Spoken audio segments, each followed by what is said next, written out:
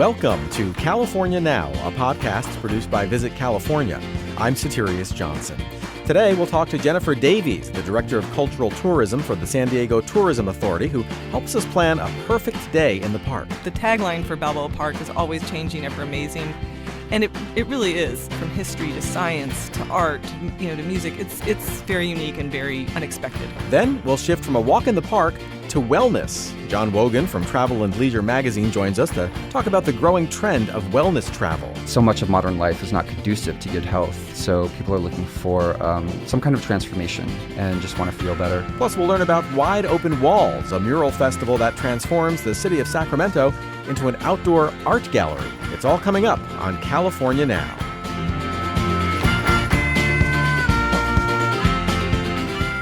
Welcome to California Now, a podcast produced by Visit California.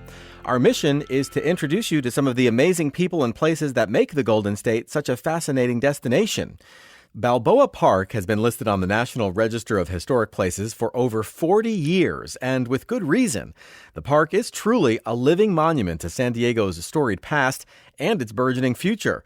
Our first guest is Jennifer Davies, a Goodwill Ambassador for Balboa Park, one of the great urban parks in America. Her title is Director of Cultural Tourism, and she knows this 1,200-acre playground as well as anybody. Balboa Park is home to the world-famous San Diego Zoo, but there's so much more to do and see, and we're going to map out the perfect family-friendly itinerary. Welcome to the California Now podcast, Jennifer. Thank you very much. I'm glad to be here. So before we begin our perfect day in Balboa Park, tell us a little bit about the history of this amazing collection of gardens and museums and so much more. It's really unlike any park in California, isn't it? Oh, it really is. I mean, we got it started 150 years ago. It just celebrated its 150th anniversary of its establishment. But where it really sort of took off was in 1915, they had an expo there. And that was a time when there was like only 40,000 people in San Diego, but more than 2 million people came and checked it out. Wow. And it's also where its iconic Spanish colonial revival architecture, that happened in 1915. And then in 1935, during the Great Depression, they held another expo, and that's where a lot of the other sort of iconic, like the Air and Space Museum, that are more futuristic looking, that's where they came in. There really, truly is something for everyone in Balboa Park. But let's focus on a family-friendly day in the park. Let's say 2 parents and 2 kids visiting San Diego, maybe for the first time. Where do we start? You have to start at one end or the other end. And the most fun way, if you're driving, is to start in Inspiration Point parking lot, because there's a tram there that takes you into the park. And I would say to stop at the first stop, which is where you're in the Palisades, and that's where there is the Air and Space Museum, there's the Automotive Museum, and it's actually the future home of the Comic-Con Museum that will be opening up in 2021. But I would definitely, for kids, the Air and Space Museum's great. There's so much to see. There's simulators. There's all sorts of things to see, do, touch. I mean, you can spend a lot of time in there, but it's a great place to start for kids. So you mentioned a Comic-Con museum coming up in 2021. I mean, talk about that a little bit. There's going to be an actual museum to popular culture? Yeah, it's really exciting, actually. And the more I talk to the people that are putting it together, the more excited I get about what they're trying to do. I mean, they're fundraising right now. They're conceptualizing it. It's going to be a game changer in the park, and it's going to be something that people are going to want to see, because if you go to Comic-Con, it'll be Comic-Con year-round to some extent. And so it's both for people that are, steeped in pop culture, but people that are just, have a glancing knowledge and want to see cool stuff. It's going to be pretty amazing. And maybe if you need a place to wear your superhero costume on a non-Comic-Con weekend, that might be the place to do it. Oh, they're all about that. They want to do it all the time. And you don't have to even they want people to wander around the park in their costumes. So. Okay, I'm going to suggest our next stop with an audio cue. Here's a sound that I don't associate with a great urban park.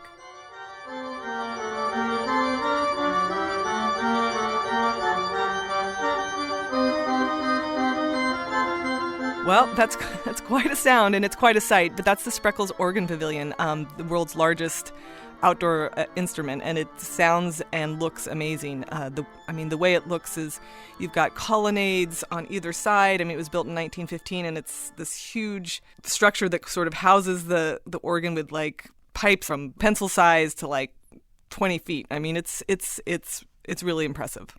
And when can you actually hear the organ in action? Every Sunday there's a free concert. And then there's also Summer Organ Festival, so there's all sorts of different dates and times. And then the civic organist also does nighttime shows on like sort of a quarterly basis. That's great. So basically, you can definitely hear it every week, but then you could also check a schedule and see other ones throughout the year as well, right? Yeah, and insider pro tip, he also practices a lot. So if you're wandering around during the week, you're going to hear the organ. Oh, that's pretty cool. The Museum of Man is near the Spreckles Organ Pavilion. What's that like, and is it family friendly? Oh yeah, it's the Museum of Man is very cool. It's an anthropological museum. It's the study of humankind. And so you have everything from, the history of monsters to the history of beer to they have a new Post-Secret exhibition, which is really cool. If you know what Post-Secret is, Frank Warren's thing where people send in all their secrets and they're sort of boxed and they're anonymous. They have that there, which is fascinating because people have some dark secrets, I'm going to tell you, and I'm not sure why they share them. Okay, so let's say our family of 4 is ready for lunch. Is food available in the park? Yes, there is. There's a number of great, easy places to eat, both within the museums, but one of my favorite places to eat is this place called Panama 66. And it's adjacent to the San Diego Museum of Art, and it's outdoors, and it has, it's sort of farm to table, like soups, salads, sandwiches, and it's great for kids and adults. They have French fries, which is, always a kid favorite. They have a Nutella and banana sandwich, which is for kids. That sounds pretty good. They have great craft beer, if you need a little respite with the kids. Great craft cocktails, wine, all the things you would want. It's also adjacent to the sculpture garden that's associated with the Museum of Art. But they have picnic blankets behind the bar that you can request. And if you just want to go out and have a drink on the lawn and you can look at the California Tower and you can look at all the sculpture and just relax, they have that. And it's one of my favorite things to do in the park. Wow, that's really great. You don't even have to bring your own picnic blanket. They have them there for you. That's really cool. Nope, you can have your impromptu picnic. Glass of wine, chill out, watch the kids run around a little bit. Okay, so we finished lunch. We've had our picnic out on the lawn. Now, we have a few good hours, before the sun goes down and the kids start getting tired. What are some other attractions we can visit in Balboa Park? I would start just walking down the El Prado, which is sort of like the main drag of Balboa Park. When you see pictures of it, it's all the that Spanish Revival architecture. One great fun place to check out is the Model Railroad Museum. It's so cool. It's like, I think it's the largest working model railroad museum in the world, at least in the country. Mm-hmm. And it's all these miniature model railroads, and it's really cool. And so depending on the age of your kid, like if you have like a 5-year-old boy, or a girl, they'll just be mesmerized for at least an hour just looking at it, because there's like buttons you can push, and the model railroad, it looks like the California railroads. I mean, it's really cool. Wow. So you mean it reflects like the railroad history of the state? Yes, exactly. Grassy plains, and there's they actually have a replica of the park in the back of the museum. So they have all different sort of setups. So I think it's like the 5 different main railroads in California is one of them. But then they also have like this room where it's like, it feels like Christmas time all around the year. It's like I said, it's impressive. It's hard to explain because it's so eye-popping. You have to see it to believe it. Right. Sounds really cool. What's another stop that we can do in Balboa Park before we end our day? You're going to be on the El Prado, and you're going to definitely want to stop and look at the lily pond with your kids. The lily pond and the botanical building. The botanical building is free to go into. It's, again, this is a weird one, but it's one of the largest wooden lath structures in the world. It was built for the 1915 exhibition. It has got, I think, 2,100 different kinds of plants and flowers in there. But it's one of the most photographed structures in the park, and they have this beautiful lily pond in front of it, and that's where everyone gets their family photo. If you need something for like the holiday card, that's a good place to do it.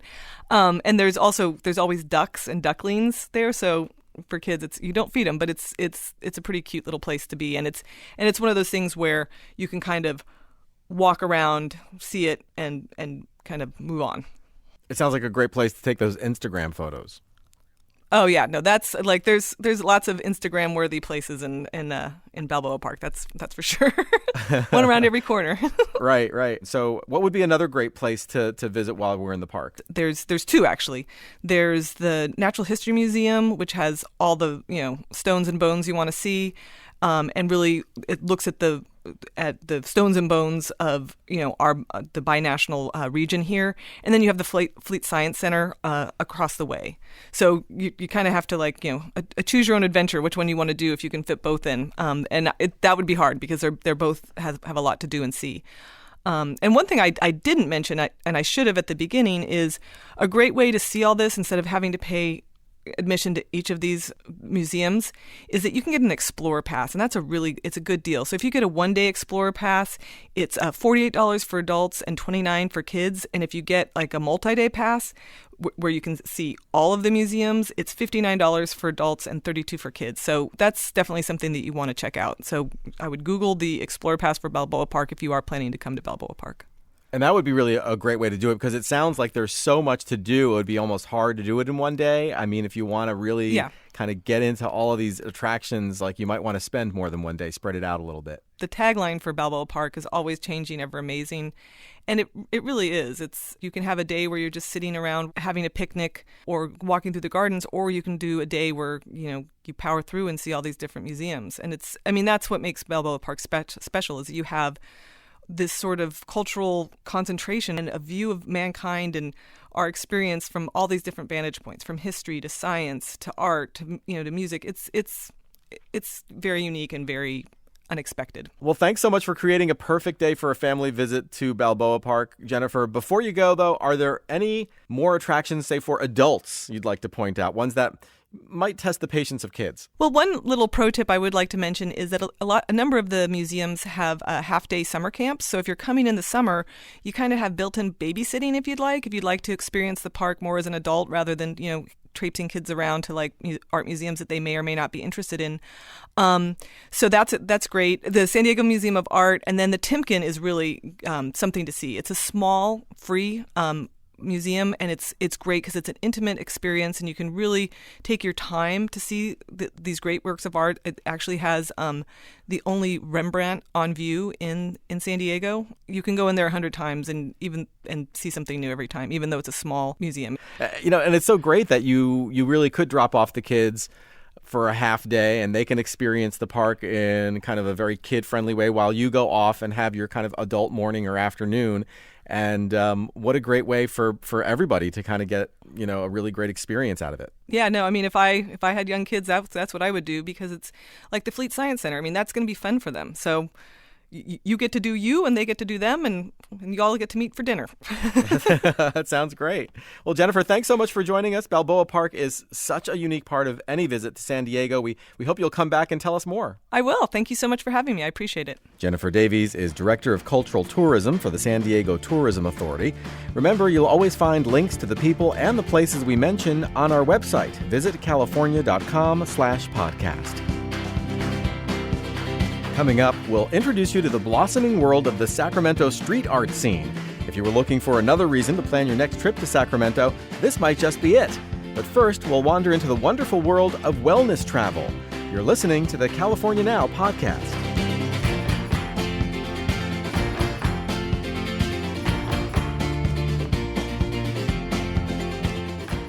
If you've heard the expression wellness travel pop up over the past few years, you're not alone. And if you're not entirely sure what wellness travel means, you're definitely not alone. It's a nebulous term that seems to mean different things to different people.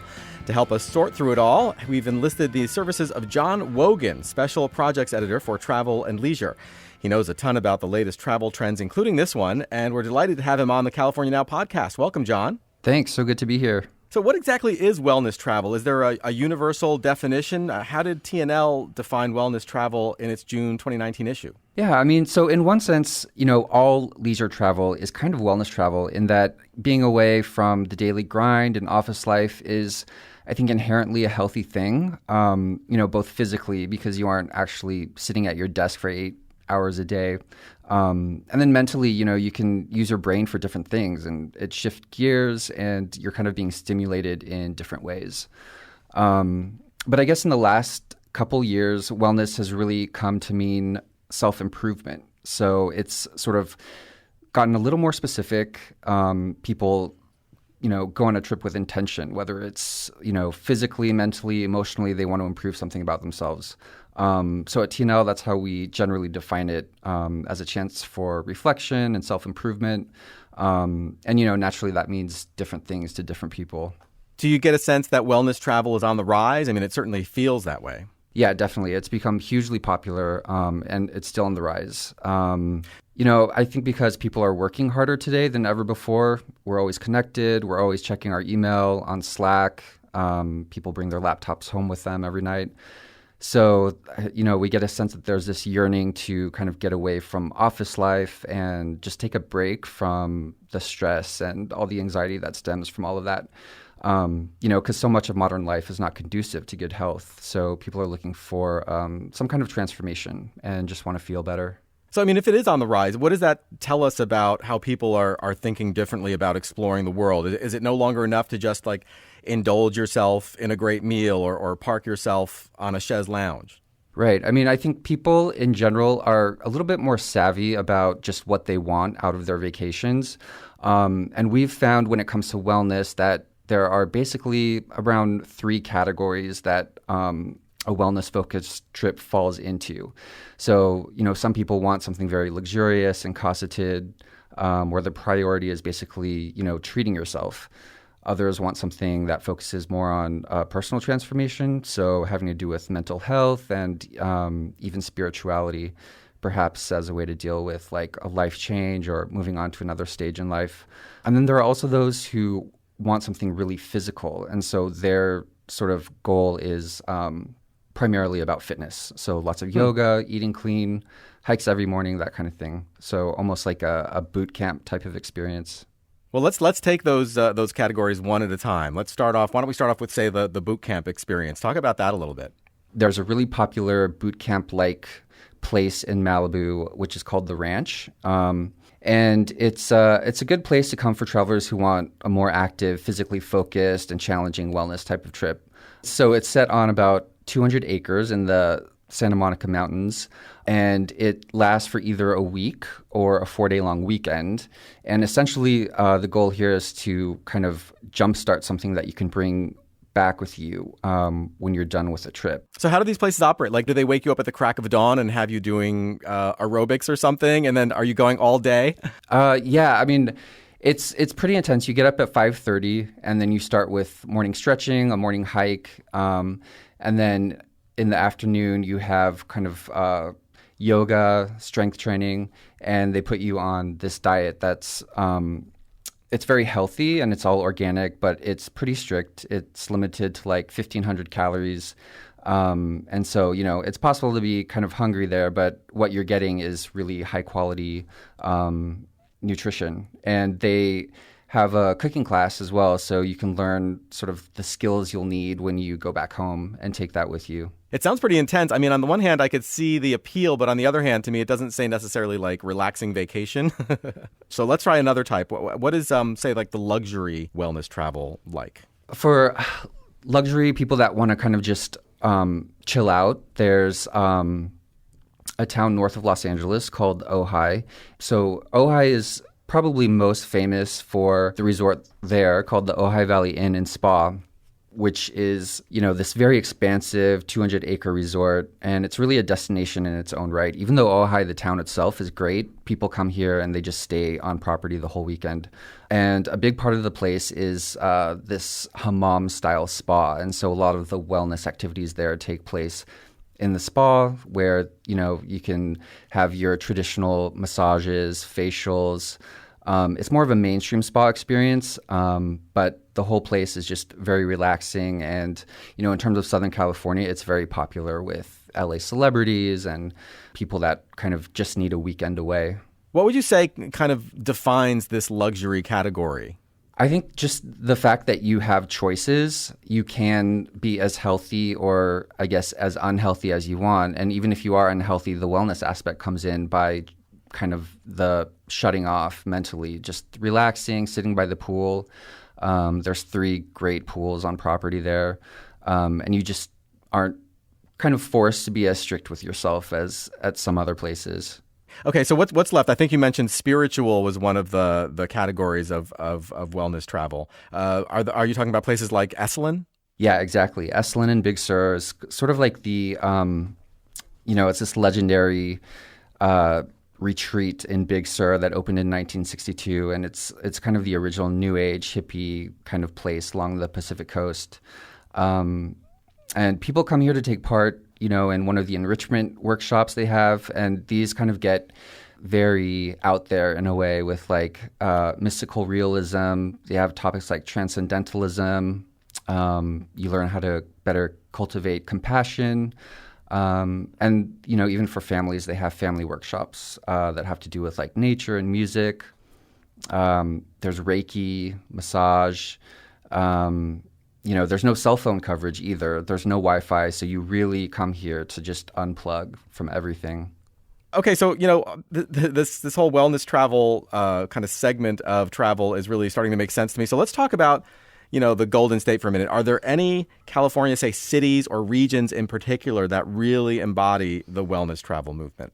Well, I think the good thing about California is that no matter where you are, you're kind of like in a good position to take part in the wellness world in some way. Even in Los Angeles or San Francisco, you have access to amazing hiking trails, national parks, the ocean, of course. So, that's kind of the beauty of California and why so many people visit. When I lived in LA, I found it was possible after work to go for a hike. Before work, you could go to the ocean and take a dip. So I think wherever you are in California, you just have to find the places that, suit you and what you want to do. So it sounds like you can almost plan your own wellness travel and not necessarily have to go to a resort to do it, but you can kind of plan your own just because California offers so much in that area. Yeah, California offers everything. You could be in the middle of San Francisco and then just drive, 30 minutes to Marin County and be in Muir Woods among the redwood forests. You could be in LA and there's just like hundreds of hikes you could do. And, Malibu, which we talked about earlier, is just a short drive away too. Are there any resources that people can turn to find out more about how they can plan a wellness travel vacation? Yeah, we have a lot of information on our website, travelandleisure.com, which covers all of the places we talked about today. And, all of the websites for these places are really informative, actually. Esalen's is very inspiring. And you can learn a lot just in general about wellness and, the different practices by going to these sites. Before I let you go, I want to mention one of the articles in the special wellness issue of Travel and Leisure magazine. There was an article about running vacations. Can you talk a little bit about that? Yeah. So we had a writer who finds her sort of peace of mind and sense of calm actually through competitive running, which doesn't sound like it would be something typically associated with the wellness world. But, the whole point is that in this issue, we sent writers to do things that were personal to them. And this writer found her, sense of peace through running. And in California, luckily, you can run all the time, no matter where you are. So it's an easy and free thing to do. And that's what she loved to do. And that's what made her feel her best. So, the point in general is that everyone has their own thing in terms of what they consider to be a wellness vacation. And I think that's a wonderful way to see a new place, a different place you haven't been to, because, whether you're running or walking or cycling, hiking, you're doing it kind of at a slower pace. You're not just zooming by, in a car or on a train or something like that. And it's also very meditative, right? And also really healthy. Yeah, taking in nature is one of the healthiest things you can do. Forest bathing is a really big trend now where people kind of immerse themselves in the woods and just walk around and take in sort of the trees and the birds. And that's been proven to have significant mental health benefits. So you're absolutely right. That sounds great. Well, thank you so much for all of your insights, John. Thanks so much. Great to be here. John Wogan is Travel and Leisure's special projects editor and a contributing writer for T, the New York Times style magazine. You can read his latest work at travelandleisure.com. And you can find links to all of the places we discussed today at our website, visitcalifornia.com/podcast.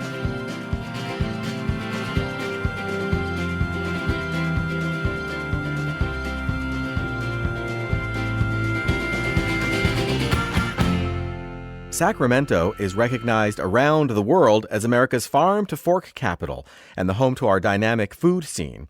It's also California's state capital and a city with a rich history dating back to the gold rush. And it's my home turf. I live just outside the city limits and spend quite a bit of time exploring the city of trees. Over the past few summers, I've watched with wonder as a collection of murals materialized on Sacramento buildings. My next guest is the man who made that happen. David Sobon is the founder and producer of Wide Open Walls, the mural festival that will once again transform Sacramento into an open-air museum of sorts. Welcome to the California Now podcast, David. Glad to be here. Thanks for the invite. You know, I have a pretty good sense of what Wide Open Walls is all about because I've seen it with my own eyes. But for our listeners' sake, how would you describe this festival? Well, it's pretty interesting. We started about 4 years ago, and the goal was always to create art outdoors for people to see. And I think it's become more of an outdoor art gallery is truly our mission statement and what we're trying to accomplish. So it's a 11-day festival in August. It runs from August 8th through August 18th. But you don't need to be here during the festival. It's nice if you can be because you get to interact with the artists and see them paint live. But the murals that we produce are really meant as a gift to the city, and they're meant to be here forever. So you can come visit anytime. And how many artists do you usually have come for the festival? Usually between 30 and 40 artists. We try to get some alumni artists, and what that means is we have artists that paint from the year before they come, and a lot of them work on a special project, or they come to mentor artists, because we have artists that come from all over the world, and some of them have an incredible amount of experience painting murals on the street and in public, and some of the artists locally are painting their murals for the very, very first time. So it's always nice that they can get support from some of the alumni artists also. Yeah, it's really impressive. I mean, dozens of artists coming from all over the world and from the region as well. What prompted you to start Wide Open Walls? Was there kind of a magic moment when the idea came to you? That aha moment, yes, absolutely. I was walking my dog down an alley in Sacramento, and this particular alley that I was walking by had a mural on it. And then I walked a couple blocks down and I saw something that looked maybe a little bit more graffiti and a sculpture. And my whole thought was, I'd recognize some of the murals that were already painted in Sacramento, and I kind of thought, it would be great to activate this particular alley, and it was called Jazz Alley between I and J Street in Sacramento. So I just kind of had an idea. I brought it up to the Arts Commission, and they kind of liked the idea and said they could help raise some money to do it. And we were off and running. And in the first year of the Sacramento Mural Festival, we produced 11 murals, concentrated into one particular alley, and the project has just grown from then. Yeah, the festival sort of feels kind of like your love letter to Sacramento. Do you see it that way? You know what? That's pretty interesting that you mentioned that, because it is kind of neat that you're able to create something that so many other people love. I mean, I love doing this project. I really do. I think one of the funnest parts is curating the artists, making sure that we're putting the right art in the right neighborhoods. And when you do that, there's an awful lot of love that people experience. The amount of people that are stopping to take pictures in front. Some of these spots have just been incredibly popular for, the selfies that everybody's taking these days. So, yeah, what a great love letter to Sacramento. It's just an outdoor art gallery. Yeah, I mean, and the artwork is truly amazing. It's very bright and colorful, dramatic. Can you talk a little bit about who the artists are and where they come from? You can even drop some names. I think one of the biggest names to drop is probably Shepard Fairey. Right. Shepard Fairey is probably most famous for the Obama Hope poster, but he is a graffiti artist turned muralist turned political spokesperson turned just incredible machine of great work that he does. And we helped him by finding the right building in Sacramento, and it's painted on the Residence Inn, the Marriott at the park, right in the Capitol. We found him an 18-story wall, and he created an image of Johnny Cash celebrating 50 years at Folsom Prison. It was an incredible project. It's 18 stories high. It is really a brand new landmark for Sacramento. And it also has, I mean, as a lot of the work does, has kind of like a political strain to it as well, right? Doesn't it also kind of address prison reform? Yeah, it does. I mean, that's kind of interesting, and I'm glad that you brought that up, because every artist has something to say. And, one of the things that's kind of interesting about Wide Open Walls is we have a lot of participation from the landlords and the people that have buy-in. In other words, there's a lot of festivals out there that create art, and that art gets buffed out, and that means it gets painted over year after year after year, and the murals don't stay around. We've created 90 murals in the last 3 years, and 86 of them are still around. And a lot of times that means the artists are having conversations with the building owners, and they're going to do something that they both can kind of understand and they're both okay with, because you're right, some of the messaging is very political. I think most people look at the Johnny Cash and they just see Johnny Cash and they think Folsom Prison, because Folsom is one of the suburbs of Sacramento, and he's looking directly at Folsom Prison on the 50th anniversary when it was created. But if you look at that mural, or if you look at the How and Nazem on the same hotel, they have both very political messages. And, Sacramento is a political town, obviously being the state capital, so it kind of works hand in hand. And I think, 99.9% of the people can really identify, but you know what? You can't please everybody all the time. But it's really all about the art and just creating a gallery outside for everybody to enjoy. Right. Well, what are some of the works that you're most excited about for this year's festival? One of the artists that I'd love to talk about is Rafael Delgado. He is on our board for Wide Open Walls, and he started off 3 years ago when I challenged him to paint a mural for us. He was an incredibly talented artist with a great following, great studio work, owns his own art gallery, and he had never painted a mural before, but he had spent some time up in Montreal at a program up there with an artist in residence, and he saw murals being created. And when I asked him to do it, his first reaction was, well, how big of a wall do you want? And he was thinking, maybe 10 feet by 20 feet. And then I got him to 20 by 30 feet. And the next thing you know, he's painting a 40 by 60 foot bear above Jalapeno's restaurant on 21st Street at Main Drag. And the attention that he got for that, it was the hardest thing he'd ever done in his life. He's climbing up and down on scaffolding every day. And he got so much attention and had so much love for this new art form. He is considering himself a muralist right now, besides a fine artist. And he's going to do a project on the Sacramento Natural Food Co-op that you can see from Highway 80 driving by. So we're very excited about Rafael Delgado, not just being on our board and helping with artist relations, but creating, I think, another one of his masterpieces in Sacramento. Another artist I'm very excited about is Molly Devlin, an incredible fine art painter. She uses oils and acrylics with just the finest detail of very exotic figures and creatures. She did a mural for us a couple years back, and just, again, it's something that she's experimenting with, and she has become an incredible outdoor artist doing large-scale murals. She's going to be creating a new mural on South Pa Sushi, a brand new restaurant on Del Paso Boulevard, and we are very excited to see what kind of creatures that she can create in the ocean. So Molly Devlin is somebody else to watch. Yeah, and it sounds like such a wide variety of artistic styles will be on display, and there are also a variety of ways to actually experience the work. Can you tell us a little bit about the different tours that people can take to kind of make sure they don't miss any of the works? The tour options are many. It's pretty incredible. We have everything from running tours to walking tours to bicycle tours to something called jump bikes. There's Jump Bike and Scooters, which is an electric scooter that is in a number of different areas around the country, but Sacramento has jump scooters and jump bikes. And you can also kind of take your own self-guided tour, right? Because you have an app that people can download and just basically, tour the city on their own to find the murals, right?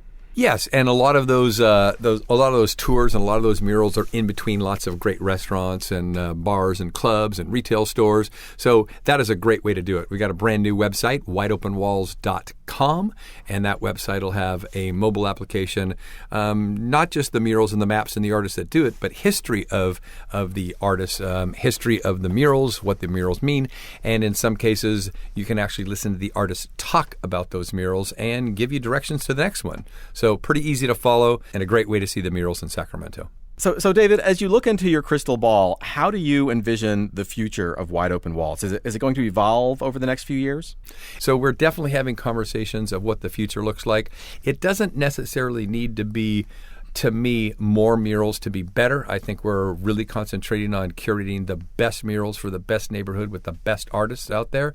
But we're having, this year, we're featuring Martha Cooper, one of the greatest photographers ever for graffiti and murals in the world. She's doing a West Coast premiere in Sacramento. So Sacramento's, making its debut, doing movie premieres.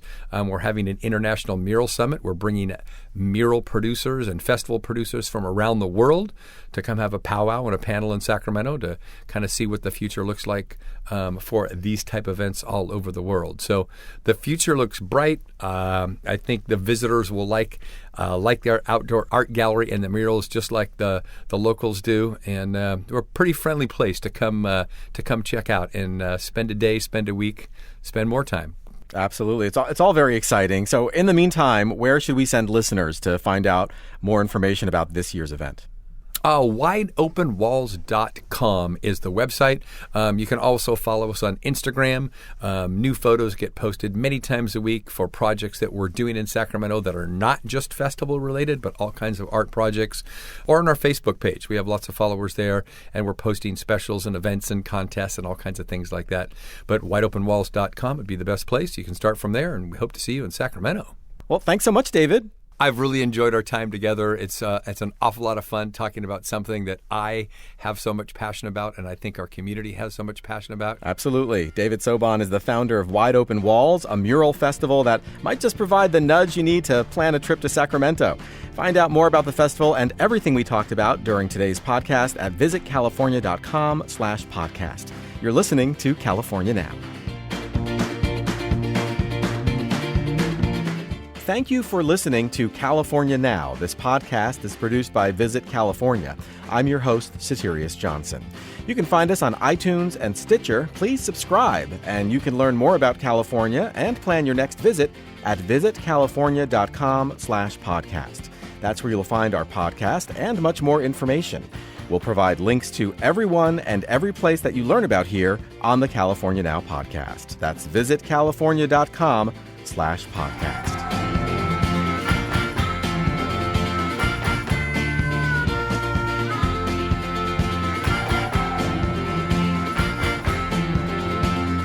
A family-friendly urban park in San Diego, boot camp-style detox retreats in Malibu, and mural festivals in Sacramento. We really covered a lot of terrain in this episode. The fact of the matter is there's so much to see and do in California that it's hard to keep up with it all. If you want to stay in the know, sign up for Visit California's e-newsletter. You'll receive a steady flow of inspiration and information delivered right to your inbox. Find out more at visitcalifornia.com. We hope to see you soon.